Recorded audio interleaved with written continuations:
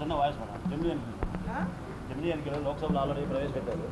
విపక్షాలేమో ఆమోదించగలరు. YCP ఇప్పుడు ప్రవేశపెట్టడం జరిగిందండి. జమిలీ ఎన్నికలకు సంబంధించి బిల్లును ప్రవేశపెట్టడం జరిగింది.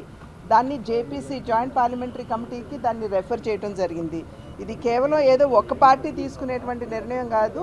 పార్టీలతో పాటు ప్రజల యొక్క అభిప్రాయాలు కూడా సేకరించాలనేటువంటి ఆలోచనతో జేపీసీని నిర్మాణం చేయడం జరిగింది.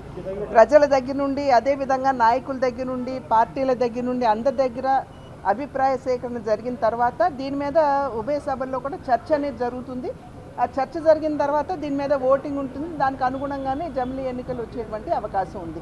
కనుక ఇవాళ గందరగోళ పడిపోయి దాని మీద ఇంత ఆర్భాటంగా గొడవ చేయడం అనేది ఇది కరెక్ట్ కాదు. జేపీసీలో ఎవరి అభిప్రాయాలు వాళ్ళు జేపీసీలో తెలియజేసుకోవచ్చు. ఆల్రెడీ ఏపీలో ఇప్పుడు వైసీపీ పార్టీ ఆల్రెడీ జమిలీ ఎన్నికలు వస్తాయి, మేము గెలుస్తాము అన్ని ఏర్పాట్లు చేసుకున్నామని చెప్పి రెడీగా ఉన్నాము. ఒకళ్ళ అభిప్రాయాల మీద నేను స్పందించవలసినటువంటి అవసరం నాకు లేదు. జేపీసీకి ప్రతి పొలిటికల్ పార్టీ, ప్రతి రాజకీయ నాయకుడు కూడా వారి అభిప్రాయాలు జేపీసీకి తెలియజేయచ్చు. ఇప్పుడు జాతీయ అవార్డు తీసుకున్న అల్లు అర్జున్ని అరెస్ట్ చేయడం కాంగ్రెస్ పార్టీ తీవ్రంగా ఈ మధ్య రిమాండ్గా పెడతాను నిన్న తీవ్రంగా ఆరోపించారు ఆల్రెడీ సీఎం రేవంత్ రెడ్డి.